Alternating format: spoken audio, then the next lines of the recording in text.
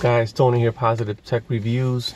This video is going to be my review of the Moto E5 Plus. I've been rocking with this phone for about a week, and I'm going to give you guys the real deal on it. I'm not going to hold back. That's why I make these videos. I'm just going to let you know my thoughts on it, how it's been performing, what I like about it, what I wish it had, and things like that. Let me run down the specs real quick. So it does have Snapdragon 435, 3 gigs of RAM, 32 gigabytes of internal storage. You can add an SD card for more storage up to, I believe, 128 gigs. I got 200 in here, and it seems to be working. It does come with Android 8.0. Out of the box, it's still behind on the updates. I have June security patch, some kind of something that I'll touch on in a minute. And it does have a 720 display, 5,000 milliamps battery life. So if you're even looking at this phone, it's probably because of the huge battery life. And it does have headphone jack, which is real cool. And on the bottom, it has a micro USB, which is a little bit outdated. Fingerprint reader is on the back, and it has that Motorola logo on it, which is pretty cool. So I like the phone overall. I like the feel, even though it's a plastic phone, or I thought it was glass, or it sort of feels like glass, but it's a beautiful phone. So it caught my eye. The color is real nice. So let's start off with the price of this phone. This is the T-Mobile version, by the way, and there are different other versions that you can pick up. You can get the Sprint one, you can get Cricket Wireless. I think there's Boost Mobile, and I think there's one coming for Metro PCS. They're all different price ranges, and I would say that at $225 from T-Mobile, I think it's priced a little too high. There's the other carriers, that have the same phone for $150, $100. Sprint is crazy. Sprint is asking for $288 for this phone, and that's without tax. If you include the tax, it's pushing it to $300, and I can't recommend this phone at $300. At $225, is pushing it for what it's offering. But I'm gonna give you the real deal as far as what it's offering. It does have an 8 megapixel camera up front, which is real good. On the back, it has 12 megapixel camera, laser autofocus, and it has the flash right there. So the camera, when it comes to the cameras on here, the cameras are pretty good. I think they're really good for a budget phone. It doesn't have a lot of features that you're going to find on other phones. It doesn't have manual mode. It's basically a point and shoot camera in the front. It has some settings. Let me show you what it has real quick. It does have photo modes. It's panorama, and then it has slow motion. That is pretty much all you're going to have on here. There's no manual mode. I haven't been able to see any manual mode on here, anything like that. It records only video at 1080p, 30 frames per second on both cameras, front and rear. And it does a pretty good job. The rear camera does have some stability. If I go to the rear video, you can see that we have there's a button for stability where it's like a shake button where it keeps you from shaking. Let me see if I can show you right there. Here's a little button for stability. It does record pretty good. I've recorded some video on it, and it does pretty good. The front facing camera is actually real nice.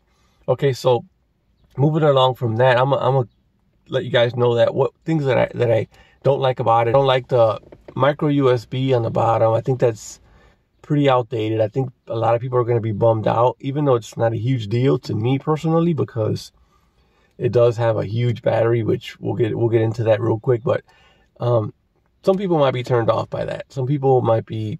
It just makes it seem like an old phone, because that's like a port that's outdated.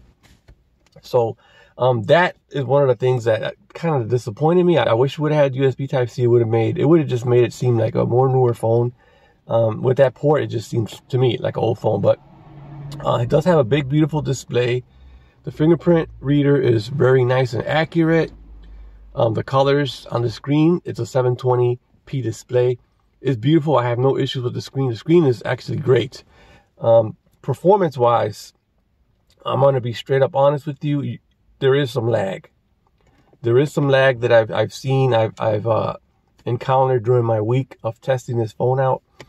And it might have been, I noticed, this is what I noticed. I noticed there was a huge delay in opening applications and just moving throughout the, switching from pages and stuff. I saw some lag. I'm going to be honest with you. And I think the issue that it was that once I put my SD card in here, it does have adaptable storage.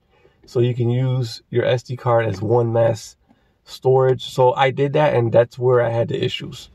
So it does have adaptable storage, but I do not recommend you using it because the apps are going to be pushed over to your SD card, and they're going to have to run off your SD card, open and close, and that's going to cause a lot of lag. So that right there is one thing that I encountered. It's kind of a disappointment. I really like adaptable storage, but the fact that you push your apps over to the SD card, and it's going to slow down your device, you're going to see it's going to lag out pretty bad. So I did see some lag. I ended up formatting my SD card as a portable storage. So I set it up as portable storage, and it's been running fine. And I haven't had any real big hiccups. The slowdown here and there, but nothing severe.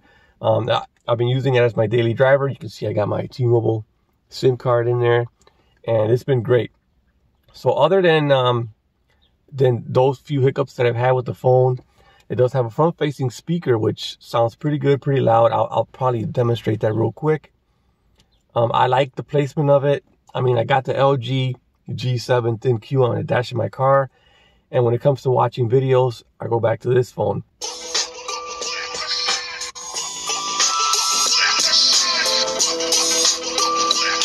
What's going on YouTube? Tony here, Positive Tech Reviews. Quick update on my Moto E5 Plus. I've been rocking with it. I'm going to go ahead and... So the speaker on here is pretty good. It's a pretty good speaker. It's not the best sounding speaker, but the placement where they put it on there is good. Let me see what else. Like I said, Android, it's behind on the update. That's kind of another disappointment of mine. Is I don't know what's going on with Motorola, but they're like behind on software. It's on June 1st security update. So if you're an update fanatic like I am, I gotta have the latest updates. I can't guarantee how these updates are gonna push out on here. So it's a good phone overall. Let me see what else I can tell you guys. Like I said, I had those hiccups, but other than that, it's been pretty good. Can I recommend this phone? I can recommend it. At $225, it's kind of priced too high. I think that unless you're focused on this color, which is beautiful, and you can only get it from T-Mobile, then $225 is going to be your only option. But I would wait until the unlocked version is released, because I'm pretty sure it will be released pretty soon. And it's probably going to be a better price.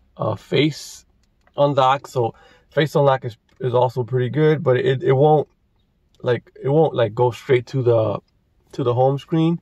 It'll unlock the phone, and it'll show you like an icon at the bottom. You see, so I recognize my face, and it just shows the unlock, and then you just gotta swipe up, and it'll unlock the phone. So I wish it would just unlock the phone, like the LG G7 does. The battery life, let me tell you about that. I've gotten 2 days battery life consistently, and in 1 day, I've gotten about 9 hours. During my work week, I average about 2.5 hours a day, because I'm not on my phone all day like I am on the weekends. So 2.5 hours a day, I got like 2 days battery life, or yeah, almost 2 days a day, 36 hours, I would say. So battery life is really good. If this is the phone that you're considering, you want that amazing battery life, and this is the phone that takes pretty good pictures. This is the phone that it looks real good. The color is beautiful. So there's a lot of things that I like about it. With that being said, I'll catch you guys in another video, and I'm out. Peace.